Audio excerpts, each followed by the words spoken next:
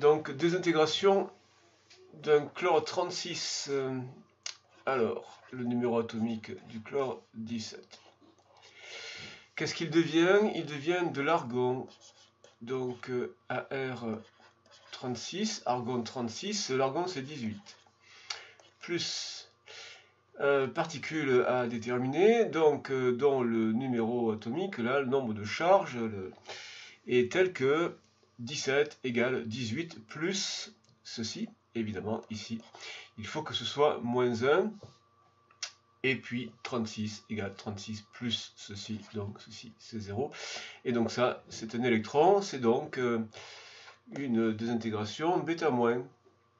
Alors pourquoi il est particulièrement adapté pour dater des eaux de 60 000 à 1 million d'années? Eh bien, la demi-vie c'est 300 000 ans, ça veut dire que en 1 million d'années, on a la population de chlore de ce noyau-là qui est divisée par 2, puis par 2, puis par 2, donc on arrive à 1/8. Donc il en reste une quantité suffisante pour qu'elle soit détectable, et puis voilà, c'est l'intervalle dans lequel la variation est détectable, et ensuite il en reste encore suffisamment pour que ce soit détectable.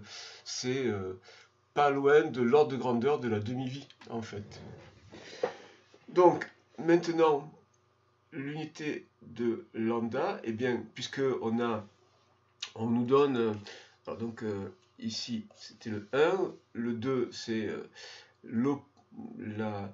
l'utilité de la demi-vie, là, l'adaptation de l'adéquation de la demi-vie à cette durée de 60 000 à 1 million d'années. Et donc 3, on a T de 1,5 qui est égal à ln de 2 sur lambda. Et donc là, c'est lambda qu'on doit, dont on doit identifier la dimension. Donc lambda égale ln de 2 sur T de 1,5. Eh bien, ln de 2, c'est un nombre pur, sans unité. Et donc, t, c'est le temps. Lambda a donc la dimension de l'inverse du temps. Donc, unité légale pour le temps, c'est seconde. Donc, unité légale pour lambda, c'est seconde moins 1. Alors maintenant, calculer sa valeur en respectant l'unité de base. Donc, ça veut dire que il faudra qu'on convertisse ça, la durée de demi-vie, le temps de demi-vie, en secondes, ou alors il faut après faire la conversion de an moins 1 jusqu'à seconde moins 1, mais comme le coefficient de conversion il est inversé, ça peut être trompeur. Donc il vaut mieux convertir le temps en secondes. Donc ce temps de demi-vie, il est donc de 3,01 10 puissance 5, et ça, ce sont des années. Donc on multiplie par 365,25 pour avoir des jours, puis par 24 pour avoir des heures, puis par 3600, et là on a des secondes. Et donc, quand on a fait ça, on obtient 9,50 10 puissance 12 secondes. Alors, grâce à ça, maintenant, on peut calculer lambda. Donc, lambda égale ln de 2 sur t de 1,5. Donc, ln de 2 sur 9,50 10 puissance 12. Et donc, cela donne 7,30 10 puissance moins 14.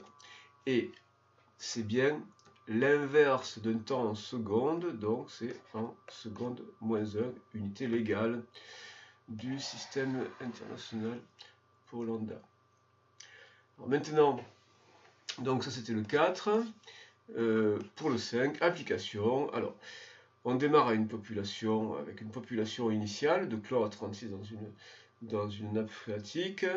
Écrire la loi de décroissance radioactive, eh bien, c'est la population initiale multiplié par une fonction décroissante, une fonction exponentielle décroissante, donc avec exposant négatif, donc E moins lambda t, N0, E moins lambda t, et du coup,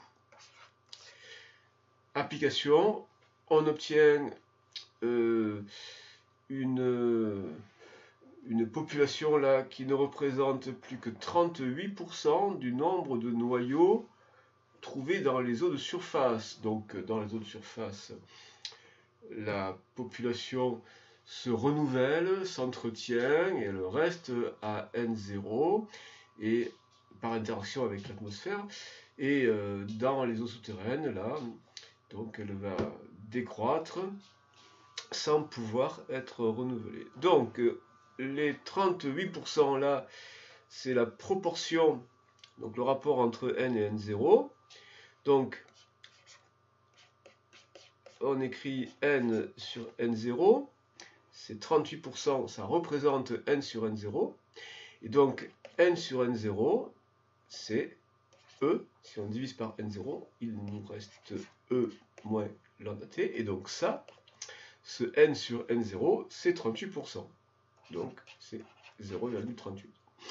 Donc on peut exprimer le temps d'abord en appliquant la réciproque de E puissance qui est ln. Donc on applique ln. Ici, si on applique ln, il y a moins, on obtient moins lambda t. Ici, si on applique ln, on obtient ln de 0,38. Ensuite, eh bien, il suffit de diviser par moins lambda, donc moins 1 sur lambda, ln de 0,38. Donc, moins 1 sur lambda, donc du coup là, il va être en seconde moins 1.